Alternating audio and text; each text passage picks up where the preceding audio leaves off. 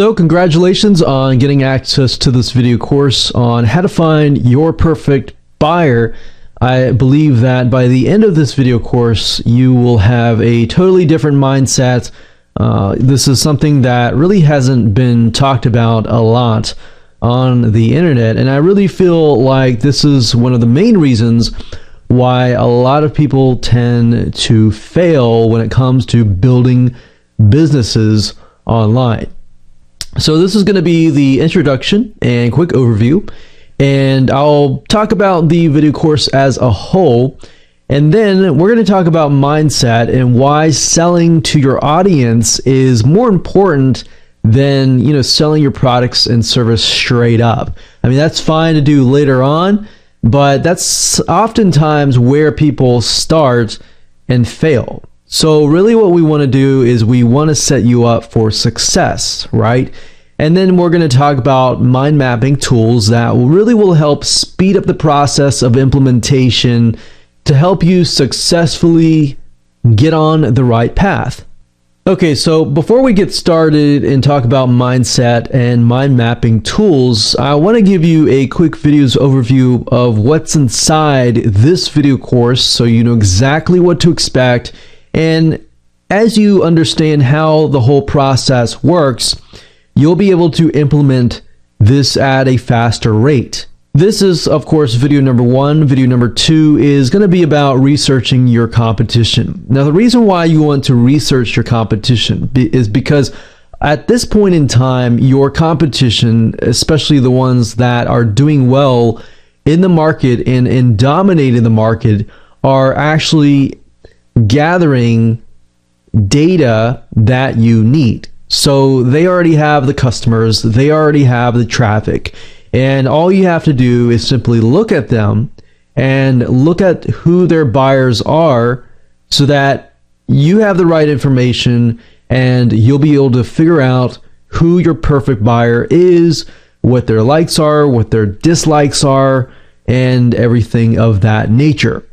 Video number 3 is we're going to talk about the basics of profile. So after we have gathered the competition, we want to begin to profile our perfect buyers. And I'll talk more about that, utilizing certain tools that you can use to find that data out. Once we have figured out the basic data, such as who the person is, maybe their age, maybe their income, maybe their education level, we can actually gather even more intel. But before we can do that, we need the basics so that we can match things up and make sure that we are actually headed the right direction. And it'll make more sense when I actually go into that particular video. Video number 5, we're going to talk about some shortcuts. So over the years, I've done this many times, and I've figured out some shortcuts to help you speed the process up. So we'll talk about shortcuts in video number 5, and video number 6, we're going to talk about a typical day that your perfect buyer goes through. Now, the reason why you want to do this is because it's going to reveal to you a lot about your perfect buyer. What does their day look like? What are their insecurities? What are their fears? What are their strengths? What are their weaknesses? Everything about them to the point that if you place your product and service right in front of them, will they actually buy it or will they just totally ignore you? So that's just something good to know before you actually build up your products and services. Because a lot of people make the mistake of just launching their products and services, not realizing who their perfect buyer is, and then of course later on wondering why in the world is their product and service not selling. I'm sure you've been there, and I've been there as well, and you have made the right choice in taking this first step. And then of course video number 7, we're going to talk about media mapping. So what that is we are going to utilize certain media sources to really go deeper and dive deeper into understanding the perspective of your perfect buyer. What are things that they like to watch? What are things that they don't like? And it'll just make things more evident to you as far as putting yourselves in their shoes. Because sometimes putting yourself in other people's shoes is a hard thing to do. Just saying, hey, put yourself in those shoes and think like them, that's not always an easy thing to do. But this media mapping in video number 7, that will definitely clear things up. And of course, last but not least, we have video number 8, which is going to be talking about buying habits. So this is going to reveal to us what they buy. And by knowing that and knowing the habits, how much money do they spend and everything like that, that is going to reveal to you future products and services that you can open up at a later date. So this is not just finding the perfect buyer, it's finding what they want at the end of the day. So you see why this is so important and how it's going to make a huge difference in your business. Well, hopefully at this point you are excited as much as I am excited about teaching this to you and helping you out. So let's talk about mindset. Now, up until this point, you kind of realize that it is so important to find that perfect buyer. So really what I want you to do before you even begin this video course is to understand that the biggest mistake that most product owners make is selling their features alone. So if you build, say for example, a piece of software, a lot of people tell, this software can do this, it can do that. But really what it comes down to is your perfect buyer, or maybe your non-responsive buyer even, they're still thinking what's in it for me, right? So that comes down to benefits. How does maybe the software can speed the process up? But the benefit in that case is that it can save time. And if you know their typical day, you can say it saves time. So, if you're trying to rush and get your kids ready, if you know that that is your particular demographic, then you can speak to them, right? But if you know that, let's say, for example, that they're retired, you can say, well, the kids are out of the house, you're waking up, you're looking for things to do, or you're looking to build your business or whatever that they are trying to do, then you know how to speak to them, right? So that's why benefits are so crucial. Now, you have probably been hammered down and been taught that benefits are crucial, but let me challenge that at the same time. Let me ask you, how do you know if these benefits are really the benefits of your perfect buyer? Because if you don't know your perfect buyer, how do you know if those benefits really are impactful? Do you know even what your perfect buyer looks like? Do you know what their typical day looks like? And do you know their fears and what gets them excited? So you see what I mean here? You need to know your perfect buyer. And without any of that information or that type of intelligence or data about your perfect buyer, you don't even know if the benefits are even going to be impactful or not. So hopefully at this point in time, you have a better perspective of why we are taking this particular approach and why this particular mindset is crucial. So moving on, I want to talk about mind mapping tools. And the reason why is because this is not really required, but that definitely can help you brainstorm and implement things a lot faster. So as far as implementation goes, once you've mapped things out, map out your typical perfect buyer's typical day. If you can map that out, you can always go back to it and take a look at it. It's just easier for the brain to understand things when you map things out. I personally use a free iPhone mind mapping tool. You don't have to spend anything else. You can spend $2, $3 to upgrade to a paid version if you would like, but there are tons of free mind mapping tools out there that you can use. Now, if you like free mind mapping tools that you can utilize on your desktop computer, then you might want to check out XMind. I personally use a software called Lucidchart, and Lucidchart is one of the best paid flowchart tools out there, and definitely will help you kind of map out things out of your mind And that way you take a look at it in the future. Like I said, it's just going to make things a lot easier. So with that said, let's move on to video number 2. Hello and welcome back. This is video number 2, and what we're going to do in this particular video is we are going to research your competition. Now, in doing so, what I recommend that you go ahead and do is open up some sort of notepad, or if you want to write it down, that's fine. But just keep a paper and pencil or some sort of notepad ready so that you can jot down the websites. Now, this is not really complex. What we're looking for is high traffic competitors that might be doing really well, because the more traffic that they are getting, the more these particular tools that we are using will reveal. All right, so let's get started. So the first site that I want you to go ahead and go to is called Quantcast.com. That's Quantcast.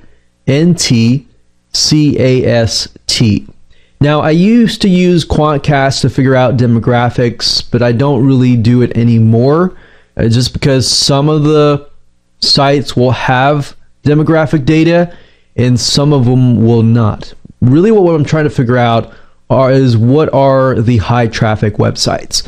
So if you go to Quantcast.com, you click Explore, and you type in a keyword. You can type a domain name if you want to, but like I said, we are creating a list of domain names. So go ahead and jot down the keyword that best describes your general niche. Don't be too specific just yet. So in this case, let's say, for example, that I want to create a product or service that primarily appeals to gardeners. So I'm going to type in garden and go ahead and click enter. And Quantcast, as you can see, the free version of this tool is showing the top 3. So as you can see, these are the top 3. This one obviously tells us that US rank is 3,200 and US reach is 600,000. Now, you might want to visit these websites and just make sure that these kind of fit what you're trying to sell, because there have been cases where even though you type in the keyword, the website might be something totally different than what you are trying to sell. Or maybe the demographics for this site is totally different than the demographics of this site. So what I recommend that you do is just go ahead and click on one of these. We can go ahead and view the site and just make sure that that is the type of site that we want to create. So as we can see, this is more of a how-to educational site, which is great. It's a great site with a lot of content posts. So essentially what they're doing is they're branding. So maybe you want to build something like this and you want to attract people in. You want to attract a perfect buyer in, gain their trust so that you can ultimately sell other things. So this is what the site looks like. We can see that it's about gardening, house plants, problems plants might face, lawn care, composting, and other gardening help. So we can see that for the majority of the case, that is our audience. So if that's the case, we want to definitely copy this. I'm going to open up Notepad and put that URL in here. Now that we have this URL, in order to find other URLs, what we need to do is I'm going to close down Quantcast in this site here. There are 2 other sites that I would recommend. SimilarSites.com, which basically, if you enter a URL of a website, it'll tell you all of the other websites that are similar to that website. So if I go ahead and press enter here, we can see that gardeningknowhow.com. We scroll down, we see these ads here, and these are not related at all. So just ignore these for now. And then you see Garden Web. So I'm going to open that in a new link. Garden guides, we have yard care, we have helpful gardener, and garden.org. So I'm going to open the top 5 open and just take a look. So we have gardenweb.com, And if I go to the site, let's go to the site and check it out. Let's see. Sometimes you have to highlight it and just go to the site directly.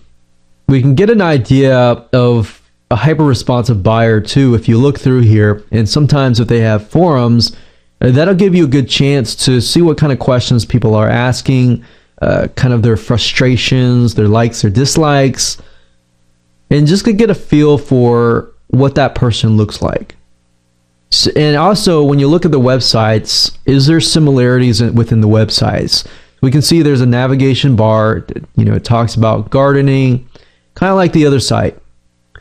And then of course we have gardenguides.com, which sounds familiar to the other's garden know-how website.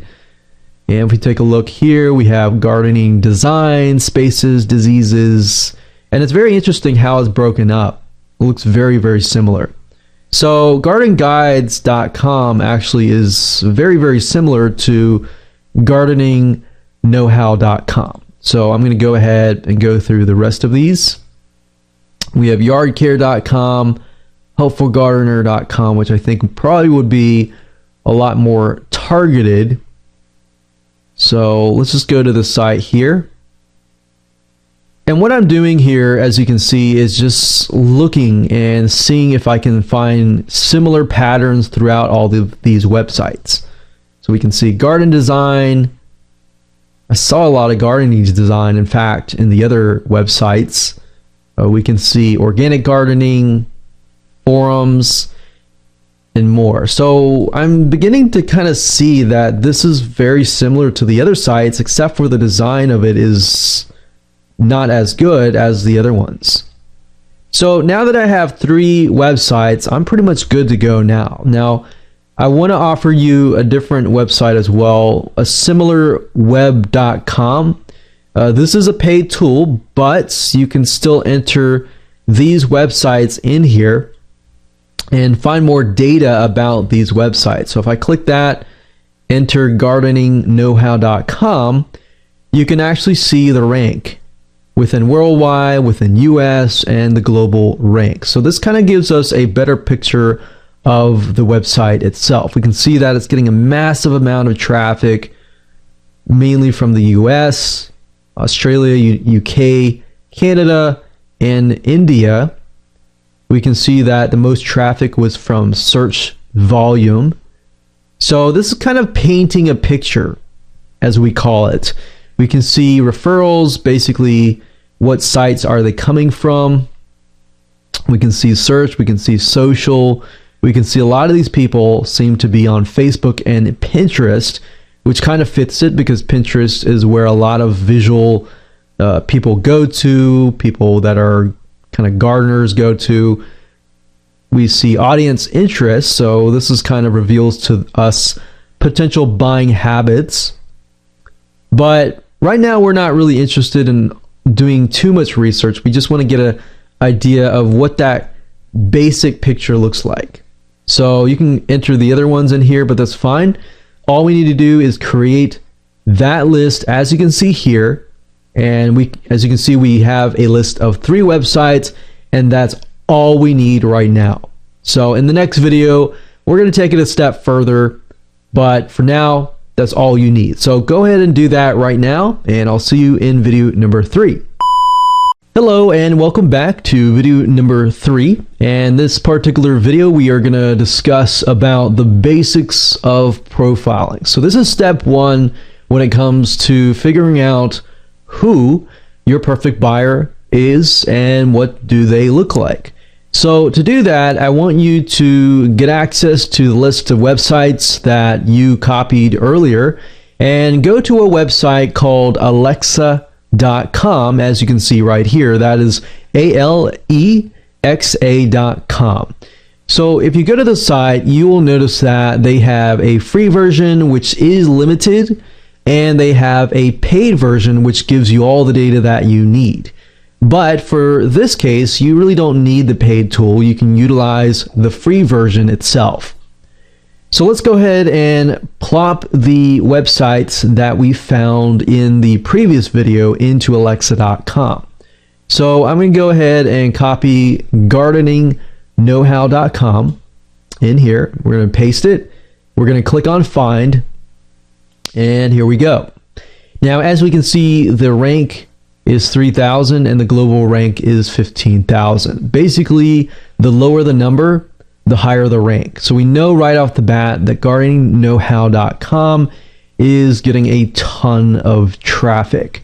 Now, as you can see, this is for advanced plan only, but we really don't care about this right now. What we're looking for is where is our perfect buyer and who is our perfect buyer. So we can see that our potential buyers for this particular website is within the United States, followed by India and the UK. But the majority, 72%, is from the United States. Now, that might be because they are utilizing a specific traffic source. We don't know. It doesn't really matter too much right now. So if you scroll all the way down to the very bottom,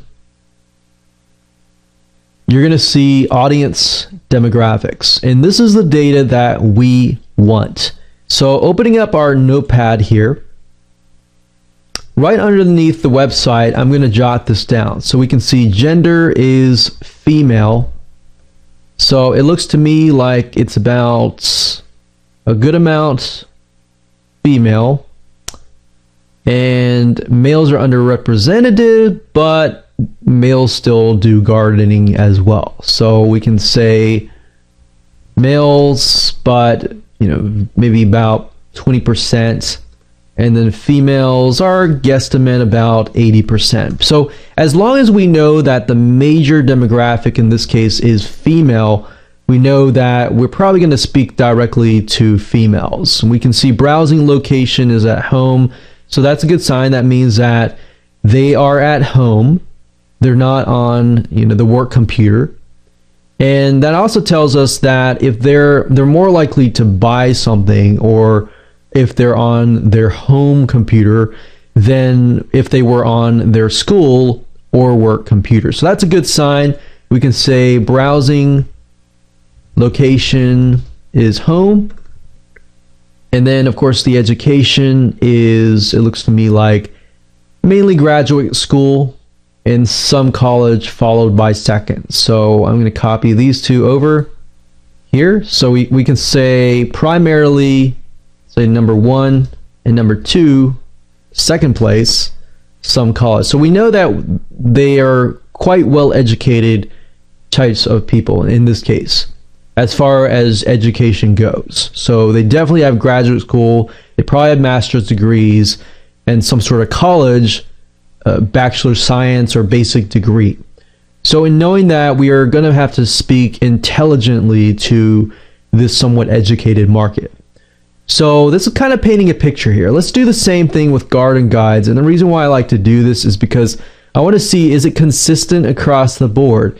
If it's not consistent across the board, then maybe there's something different about these specific websites. So I'm going to go back up to the top, the exact same thing, type in gardenguides.com, scroll down, looks like a high traffic website, but we're really more in tune about this. We can see female, some college and graduate, and home. So that's consistent, right?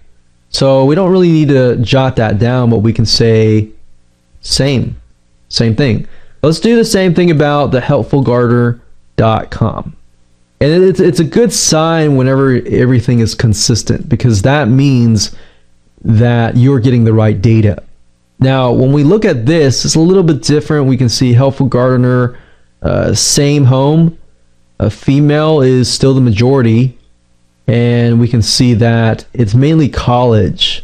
And yeah, college. So, and males are still less, but at this point we're looking at Helpful Gardener, and we can see that Helpful Gardener actually, it pretty much adds up, but we can see that there's still males, and males are moving up in that section. So we want to figure out, okay, why is that case? I'm really interested in thinking, why is that the case? Well, if we look at Helpful Gardener one more time, we can see winner of Business Week's magazine Best of the Reward. So maybe because Business Week may have a lot of males as a majority and might be coming to this website. So depending on the traffic source, that can reveal different things to us. Now we look at how the site is laid out. We can see flower gardening, garden design, garden forums, gardening tips, gardening. So another thing we can do is, let's see if we can find some sort of garden forum. So I'm going to type in garden forum. And we know there are different types of gardening as well, but let's just go to forums.garden.web.com. So let me just try something real quick. This may not work. Typically you have to enter the main site, not a subdomain, but let's just do this anyways.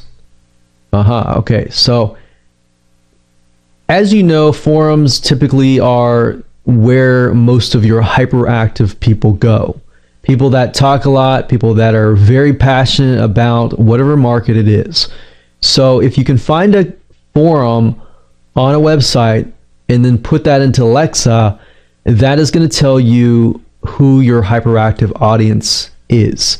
So now we can see that it is back to the females being the majority, college, some college, and home seems to be consistent across the board.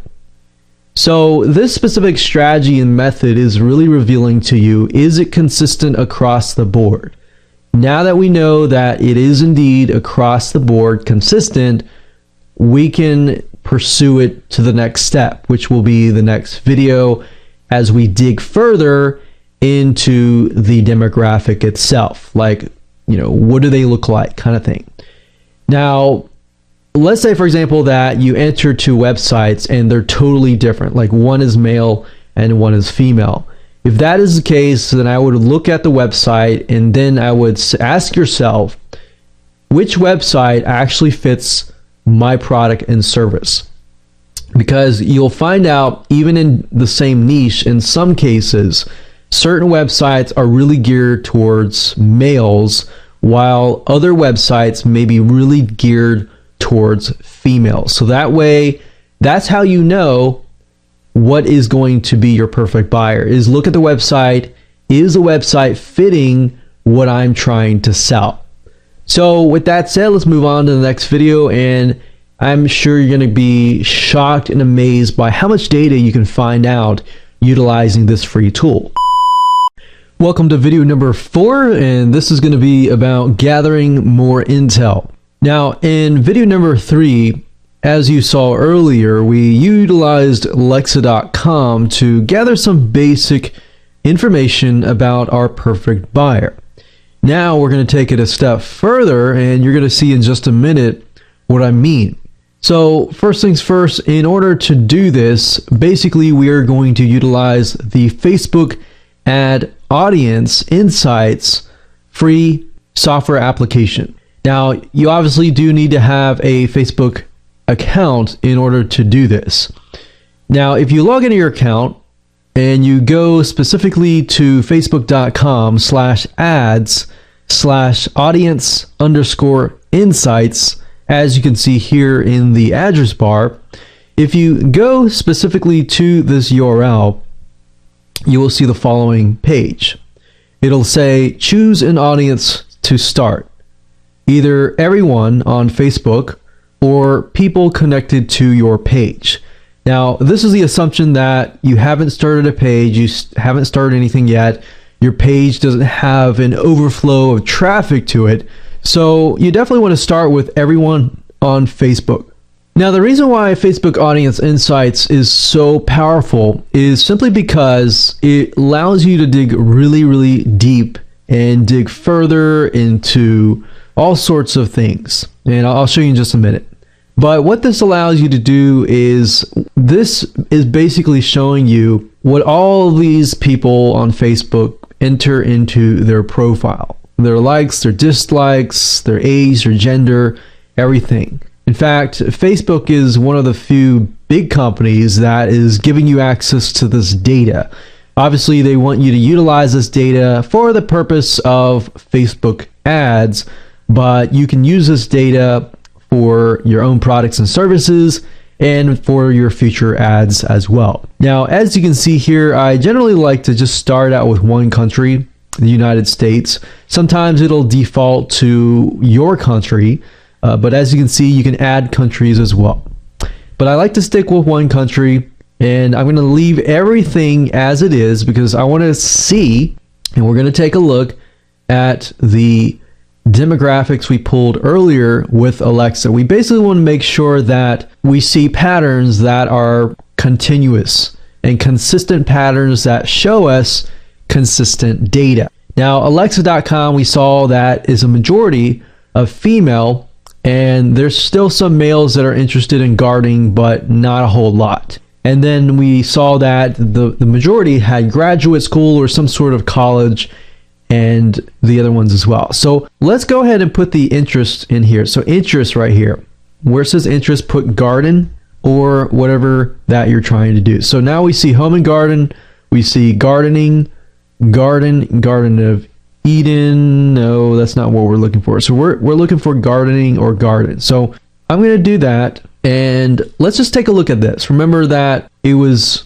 a good amount of women, and I guesstimated about 80% women, 20% men. But realistically, with Facebook ads, it shows that it's 69% women and 31% men. Now, in detail, this is what is nice about Facebook. It gives you a more thorough breakdown of the age range. Now, as we can see that the majority of people are interested in gardening on Facebook are about 25 to 34. Now, then we have 45 to 54.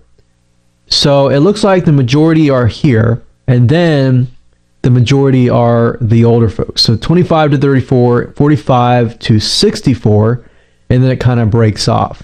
And that's interesting. As I began to think about it, as far as gardening goes, the young folks, 25 to 34, they're not super young, but they're about, they've already graduated college. They already have had probably a job for a decade, and they obviously are interested in gardening. Maybe they have kids and eventually they get out of that stage and then they come back at age 45 to 64. So it could be almost retirement age kind of deal. So that's why I'm kind of painting a picture here. We can see that men as well, the same age, the majority of men that are interested in gardening are about 25 to 34. Which is interesting. And then it kind of breaks off from there. Now, we can see lifestyle, which is something amazing here. You can see the US demographics and interest data based on purchase behavior, brand affinity, and other activities. So basically, this is showing us the majority of people, they are interested in gardening, countryways, clubs and causes, sort of nonprofits. So a lot of country type stuff, suburban, country, outward, rural lifestyles. Relationship status, the majority of them are married and they have at least college, which kind of matches the exact data that we got from Alexa.com. Job titles, we can see that a large portion of them are in legal, nurses, community social services, healthcare, a lot of medical type stuff, even management. Business management, social sciences.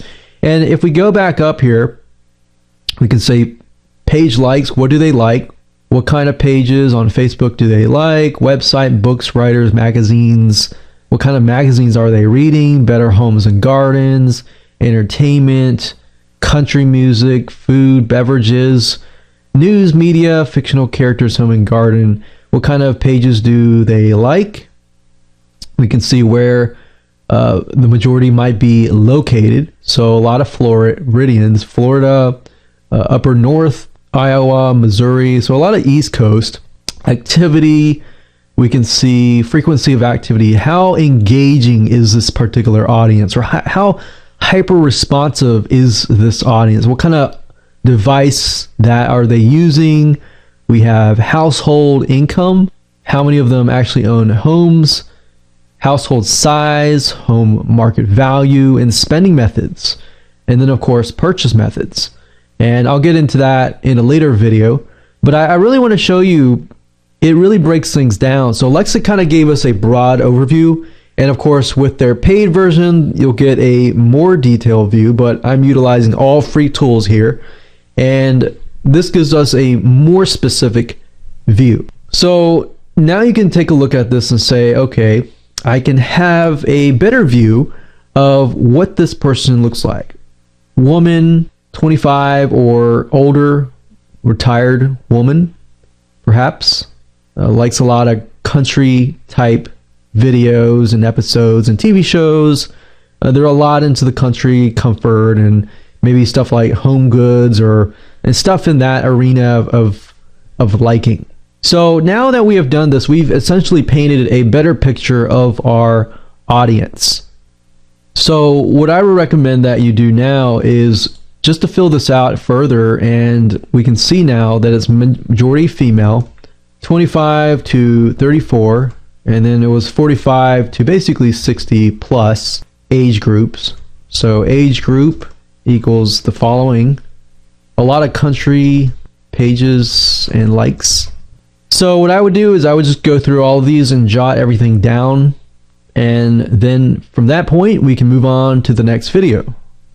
Welcome back. This is video number 5, and now that you understand how to figure out the exact demographics by utilizing the Alexa.com tool, the Facebook Ads Audience Insights tool, if you can find a magazine for your particular niche. With magazines, they always have what we call media kits, and within the media kit itself, generally speaking, it will tell you the exact demographic. So you might get some data from these media kits that you might not get from these other tools, and that's why we're using this route in addition to everything else that I have taught you.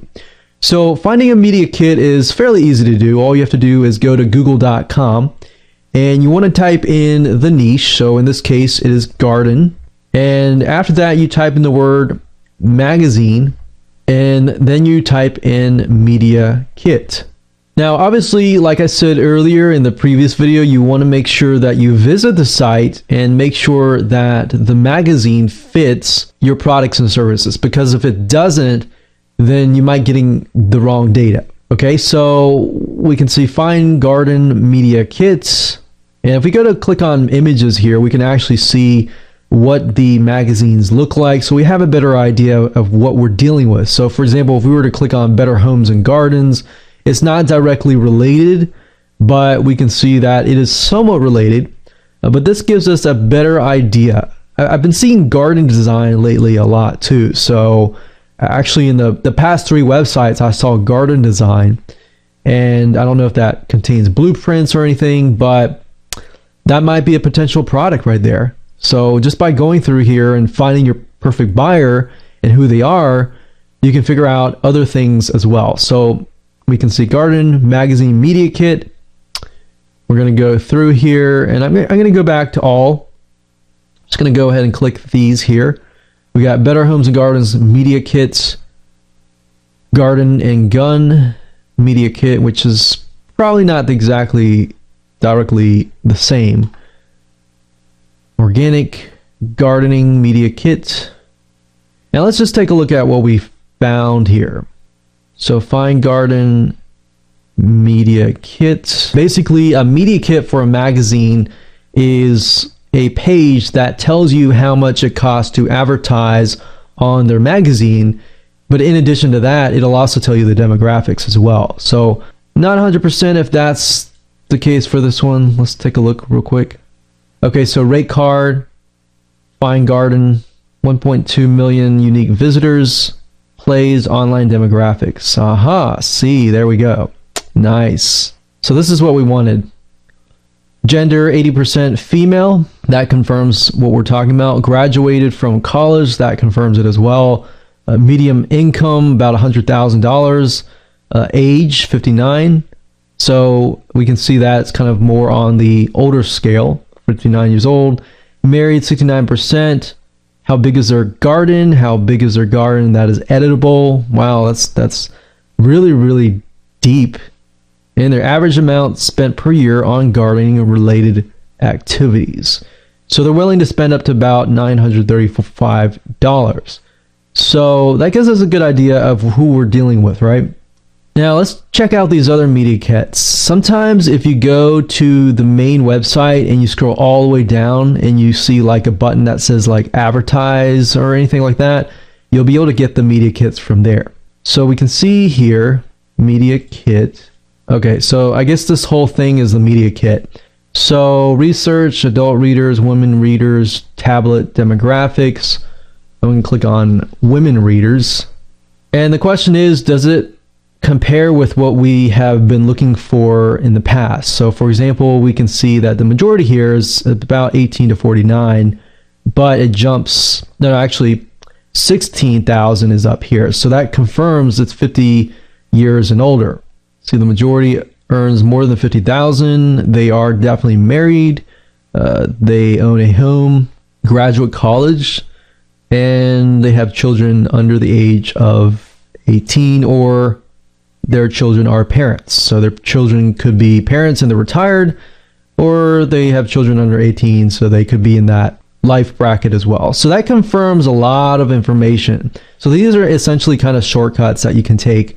But in my opinion, I would do these in addition to Alexa and Facebook ad audience insights. So that pretty much confirms a lot. So that is really good information. So I'm going to jot this down here. So as you can see, that confirms a lot of information that we have already dug up, and the pattern is consistent throughout, which is a plus, because now we know that this is for sure our perfect buyer is within these specific age range, specific education, and more. So now that you have this right information, we can move on to the next video. Welcome to video number 6, and in this particular video I'm going to show you how to map out a typical day of your perfect buyer. Now the reason why you want to do this is because you'll get a better perspective of what they are dealing with from day to day, what frustrations they're dealing with, what gets them excited, what gets them mad, what gets them sad, and everything in between. So one of the best ways of doing this is simply really get yourself in the person's shoes. Now, like I said earlier, this is actually harder than it sounds. So the best way of doing this is by going to Google and typing out something like this. So obviously with gardening, the noun of gardening is gardener. So the type of person described in this particular niche is a gardener, right? So I'm going to type that in, gardener, and then I'm going to write the words, 2 words, typical day. Now, there's no guarantee you're not going to always 100% get this, but the nice thing is you're going to be able to see things like YouTube videos and other sorts of media, which we'll talk about in the video after this one. But this will allow you to kind of get into the shoes of someone who is a hyper-responsive buyer and perfect buyer in these niches. So another thing is gardener journals, taking a look at their day-to-day journals. If they have any, I'm sure they have blogs, I'm sure they have different things where they talk about their day. Obviously, an easier way of doing this is to go on a forum and maybe follow a person and see what they are saying. And you can also maybe even contact them and say, hey, you know, I want to talk to you or interview or pay you money to interview you to get an idea of what your typical day looks like. But by doing this process, it's going to really help you out as far as figuring out what potential products and services they will want to buy. Obviously, different people are going to be different, so it's not really 100% one size fits all. But if you talk to a perfect buyer, you will get a better sense of what they are dealing with. So as you can see here, let's just go ahead and click through here. So a day in the life of a landscape gardener. A day in the life of a gardener working at this place, landscape gardener. Day in the life, a typical day, cost of gardener, It's not what we're looking for. See, a day in the life. So I noticed there's a phrase going on here that's very, very similar. A day in the life of head gardener. So maybe I'm going to switch this around, because one thing you'll find out is as you are going through here, you'll notice that they use similar words over and over again. So gardener, a day in the life of a gardener. Ah, look at this. A day in the life of a head gardener. A day in the life of the organic gardener. We can see videos here too. And sometimes watching these videos will definitely help you get a better understanding. But in this specific method, I would just spend about 15 to half an hour to try to map this out. Life in a gardener. A day in the life of a gardener. So I think we have enough tabs open. So let's just take a look. So a typical day. So this is primarily a landscape gardener. It's maybe not what we're looking for, but at the same time, if you are doing landscape gardening and gardening design, kind of specialize in that area, you can read through here. We can see too many typical days for mow dirt of green acres. So I guess I don't know if his real name is Mow Dirt, but if it is, he gets up and early enough to be at the yard by 6:30 a.m. After loading the extra tools he needs for the day into his already loaded white truck, and then he's on his way with his crew of 2 by 7 o'clock. The day has just begun and it has already begun to be monotonous. So it seems to me like this is a story, but this is a nice way to write it out. I mean, you can write it out this way, or you can even open up Notepad and just write it out. So we can say 6:30 a.m. We'll say 6:30 a.m. He's up. So we'll do 6:30, and you can do it by half an hour if you want to. You can do it by hour. Doesn't matter. Really, what the further you break it down, the better, obviously. So we can do 7 o'clock a.m.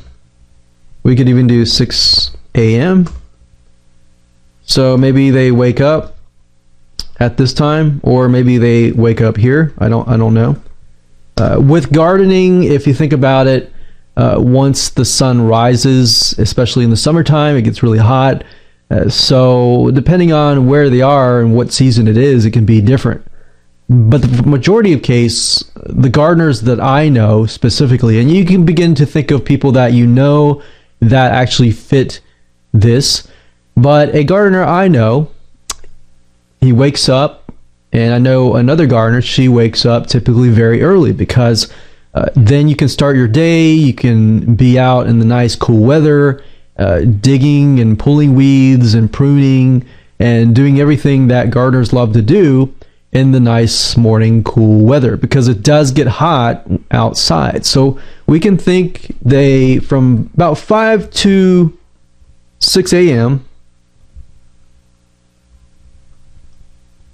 they wake up, they get their breakfast and eat it. You can even think, like, what do they eat? You know, that could be potential product and service. And what do? Do they take their medication? You know, are they taking medication that will help them, you know, get excited about the day, get energized about the day? Maybe they eat, you know, supplements and medications, maybe B12 vitamins. Just write it out. There's no right or wrong answer right now. And 7:30 a.m., they're ready to get outside. They start preparing their gardening tools, maybe. By 8 a.m., they're outside. What are they doing outside? So let's just go look through here real quick. A day in the life of head gardener Dave West. Okay. Let's zoom in a little bit here. For 44 years, Dave West has worked as the head gardener of blah, blah, blah, mansion. When Dave was hired in, we don't really need to know that. Let's see. Aha, look at that. 5:40 a.m. It's all about the weather. In the morning, my alarm goes off, and before I do anything else, I look out the window. The forecast is crucial in my profession. I watch the weather forecast and start to plan the day's activities. A plan for if it's dry, one for if it is wet. Look at that. So he has contingency plans for when it is rainy and when it is wet, so that he's always doing something. Although my daily routine remains the same, every day is different. Okay, so we could even adjust it according to Dave West. So he's more of the gardener that we're looking for. We're not really looking for a landscaping gardener. So we're going to follow him. 5 a.m. He wakes up. Rain or shine, he has a plan for each. So maybe, gardening tools for rain or shine and dry. So obviously they skip the part where he eats breakfast. So everybody has to eat. So by 7:30 a.m., as you can see here, this is when he starts work. But in between that, we have fulfilled these two items, right? So 7:30 a.m., the big clean, the six of us get everything clean, get everything ready, get their garden tools ready. So 11 a.m., manager's meeting. 11:30 a.m. is beginning to tend to the gardens. So it sounds like typical gardener who, at this point, all the way to 11:30 a.m., some people generally start earlier. So, but between that point, 11 a.m. and, well, we'll just say 10 a.m. So from 7:30 a.m. to about 9:30 a.m., start preparing their gardening tools, gardening equipment, preparation, and planning. Then by 10 a.m., they are outside and beginning to work. So right now, 10 a.m., it's still cool. Even in the summertime, it's not too hot. So hopefully maybe by 10 a.m. And then it starts getting hot and at 12 p.m. or even 1 p.m. as we can see here. So lunchtime, they take a break. Maybe we'll do 12 p.m. Actually, we'll do 1 p.m. Realistically, 10, we got 11, 12, 1, so that's 3 hours. So 3 hours of work. At that time, they take a break. They get lunchtime, and so on and so forth. So touring the gardens at 1:30 p.m., labor of love. Okay. Now, as can you see why looking at the typical day is so crucial? And then, of course, we look at a day in the life of a head gardener, of a different head gardener. We look through here. Waking up early, sunlight flooding my bedroom room. She has dogs, so she gets up, gets clean, starts sowing seeds, essentially getting her things ready. And she goes out on the water. So this gives us a better idea of what we're dealing with. Let's see. So that's what I would do. I would just go through here and try to figure out what does their typical day look like. If you need to watch YouTube videos and get a visual perspective of what that looks like, then I highly recommend doing that. But try to map it out all the way to the point that they sleep. And from that point, you have it in hand. And what does this do? This helps you greatly because it tells you exactly, what their frustrations are. So if we just look at here closely, so at this age, maybe they're not sleeping well. Maybe that's a frustration that they're dealing with and they need something to help them sleep better. Or at this point, maybe they're just not getting enough energy when they go out, and you can hone in on that. But you would never know this kind of stuff unless you map out their whole day, right? And that's why it's so crucial. But this in itself will help you understand them a lot better, and essentially will help you put yourself in their shoes. Now, in the next video, I'm going to show you how to do what we call media mapping, and go and take a step further than that and help you get a better perspective of what they like to watch, what they like, what drives them, what's their motivations. So we're taking things a step further. All right, so I'll see you in the next video. Welcome to video number 7, and we're going to talk about media mapping. And the reason why this is called media mapping is simply because we are going to further put ourselves in the person's shoes by utilizing media sites such as youtube.com and or other sites as well.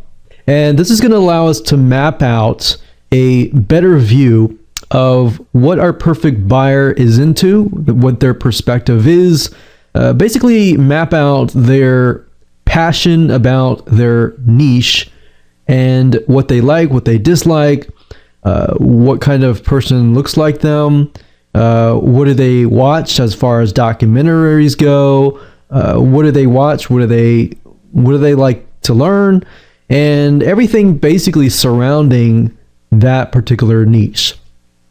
So if you looked at my previous video and we did a Google of a day in the life of a gardener, we saw a couple videos that were related. So in this case, I would highly recommend that you watch these so you have a better view of what their day looks like. Now, in addition to that, and what expands on that, is what do they like? So once you watch this, you have a better perspective of their typical day, right?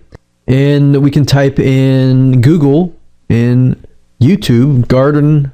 So we can have gardener or even gardening TV shows and see what we'll get.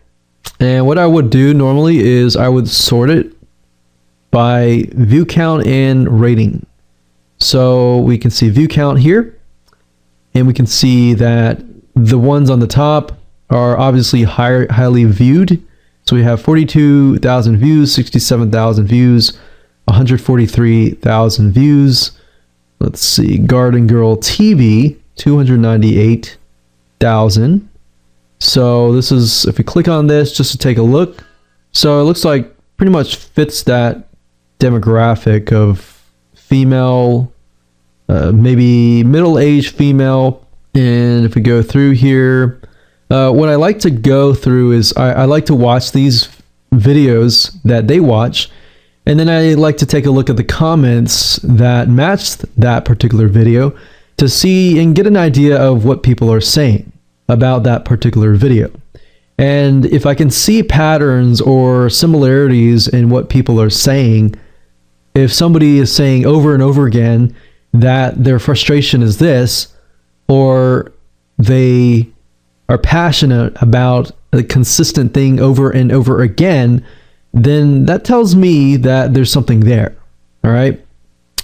So that's the whole goal of this. So we can type in gardening TV shows, we can type in garden documentary, and obviously look at the video to make sure that it is related to what we are selling. So gardener, maybe gardening. So try different variations. And typically with this part, I would spend about 30 minutes, and sometimes I'll spend an hour just going through videos. And eventually, after you watch all these videos, you'll just start to see the pains that gardeners go through, what gets them excited, what gets them angry, what gets them mad. And eventually you'll know so much about your niche just by watching these videos. Now, with media, there's different types of media. So you can use other social networking sites such as Instagram to get a better view of the pictures out there.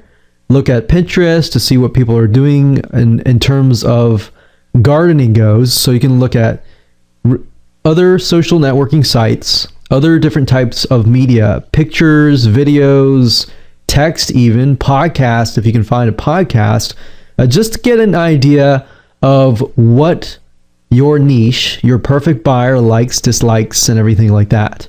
So as you're doing this, you can keep a journal and documentation of the likes, the dislikes, everything that you can think of that would allow you to map out what is going on in your perfect buyer's mind. So that's really what we're trying to do, is essentially map out what is going on in their brain.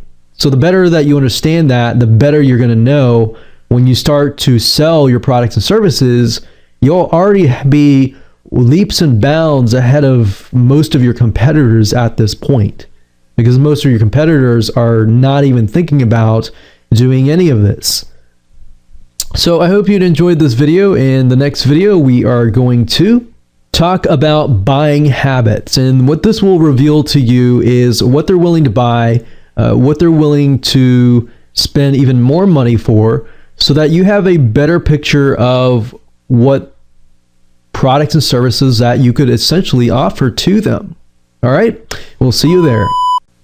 So congratulations, you've reached the end of this video course, and this particular video is video number 8, and we're going to talk about the buying habits of your perfect buyer, why they buy, what do they buy, and things related. So I'm going to be visiting 2 different websites. We're going to be utilizing the Facebook Ads Audience Insights tool, and second of all, we're going to be utilizing Amazon.com. So Amazon's going to reveal to us a lot of good data as far as buying habits go, and Facebook as well, as far as how much they spend, which is something that is not provided by a lot of tools.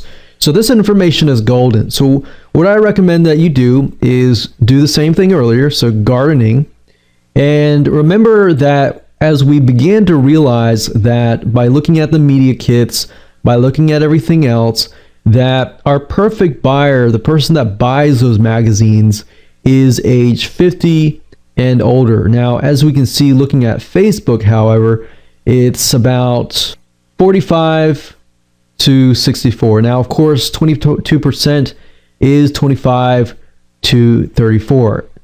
Now, the media kits, however, tell us that it's 50 and older. So that might mean that 25 to 34, they might be interested in gardening, but they may not be spending as much money on gardening as these people up here. So that's essentially what the media kits go with, and I tend to just go with the media kit because those are proven magazines. They have spent millions of dollars into advertising and so forth. So I'm going to go with 45 to 64. So I'm going to go back over here to age, and I'm going to switch it to 45 to 65. So now I am honing in on my perfect buyer. I'm totally ignoring everybody else. Now, you might be thinking, well, won't I be losing sales? Yeah, you might lose a few sales, but if you speak primarily to the extremely interactive, engaging audience, you'll be able to speak to everybody else. And these people are more likely to buy from you anyways. So now that we've honed in on here, what Facebook Ad Audience Insights does now is it begins to show you the lifestyle pertaining just to that specific gender and age bracket. So you see how powerful this is, and you see how step-by-step process through this whole video course brings you to this point of realization that this is your perfect buyer. So now we can dig into the lifestyle, we can dig into their realistic education levels, relationship, job titles, which we can see overall it's consistent across the board. Now, if we go straight to household, this will begin to tell us how much they can afford. So most of them are earning about 50 to 75 grand, and the second highest is 75 to 100 grand. And we can see that it's not a whole lot here because gardening does cost money if we think about it. And at the end of the day, gardening does cost money. Whether you buy seeds or anything else, the soil costs money, fertilizer costs money, tools cost money. So you kind of have to be making at least some money to actually afford these, unless at this point you have all the tools and everything else. So the reason why I'm saying this out loud to you is because I've realized and I've discovered things along the way. And I really want you to do the exact same thing. Is as you begin to discover things, just speak it out loud and just write it down. Whatever you learn best, just get it ingrained into your brain. So home ownership, we can see that about 82% of them own homes. And if they don't own homes, realistically, if they own like an apartment, they can't really go all out as far as gardening goes. So that kind of confirms that there. Household size, home market value, how much is their home valued at? So we can see that their home is valued about 100,000 to 500,000, so kind of upper middle class section. And spending methods, they use any card, bank card, travel and entertainment, gas store. So if you look at this picture here, it tells us they do have credit cards. They don't spend a lot on travel and entertainment. They do spend money on gas, which we all do. They spend a good amount of money on their credit card. So they mainly use credit cards. They don't use a lot of cash. They do spend money at upscale department stores. So that kind of gets us thinking, probably a woman. And if we click on purchase, of course, not always, but this is our main demographic. So purchase, retail spending, we can see that it is low as far as retail goes. Online purchases go high. They're very high as far as online purchases go. So if you're selling an online product or service, they're more likely to be into that. So US retail spending, that might be like the majority of retail.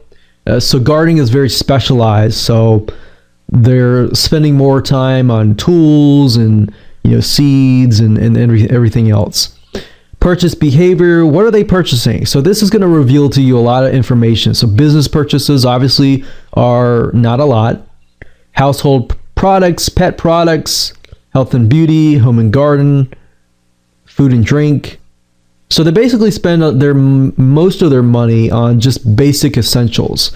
Now, as you can see here, I can tell you right off the bat, this particular demographic also have tons of pets. So they love pets. And so you can see that they spend a lot of money on pet products. So now that you have mapped out their typical day, you can also get an idea of what other different products you can sell to them, not just within that particular gardening niche, but other niches as well. So in market for vehicle, we can actually see what kind of vehicles that they purchased. So a lot of convertibles, sports cars, mid-sized cars, luxury sedans. So now that we have a brief idea of what their spending habits look like, we can go over to Amazon and we can type in something like gardening. And I'm going to sort by, average customer review. So obviously the more customer reviews, the better. And this will tell me what exactly are they spending their money on. So we can see garden knife with extra sharp stainless steel blade. So I'm getting the feeling that they want quality tools, because if you garden enough, your tools will eventually get used and may rust away. So you definitely want good quality stuff. So pruning gloves, about 24 bucks. We're looking through here. We have $10, 21, 26, 15, 33. Now you notice I'm looking at the price points, right? And the reason being is because I want to get an idea, do they spend a lot of money on low ticket items, or do they spend a lot of money on high ticket items? Maybe they spend a lot of money on low ticket items so that they can get a lot more supply of tools, books. So, and what this does is it allows us to scroll through and get an idea of what they're buying. Like if the average customer view is greater, that means that there's a large amount of people that are buying it. Because if you think about it, most of us don't really leave reviews on Amazon. So the people that do, there's actually a lot more people that buy it as well. So as we go through, we can see a lot of tools, hoe tools, garden knife tools, pruning gloves. And we can even click here to get an idea. And what I like about Amazon as well is they give you categories within the main category so that you can actually break things down and have a better view of what kind of different types of things that are being sold. So we got vegetable, plants, and seeds. And if we do average customer review, this allows us to see what is being bought the most. So if we go down through here, we see a lot of seeds. And we can also take a look at books too. So if I go back over here, take a look at books, we can see that these books have a good amount of reviews, each one of these. So we're looking at 1,000, 500, 147. So a really good amount. And they're about $15 to $20 each. So that gives me an idea of what their price points look like. And of course I can go through here, I can look at the customer reviews, and generally speaking what I try to look for is consistent patterns in what people are saying, the positives, and what people are saying they like, what they're saying that they dislike, and everything in between. So I look for patterns because patterns generally tell me that there's something consistent. And if there's something that is consistent, then that tells me that it might be worth looking into. So I hope you enjoyed this video course as much as I enjoyed teaching it. Make sure that you go step by step and implement the whole process so that you can find your perfect buyer.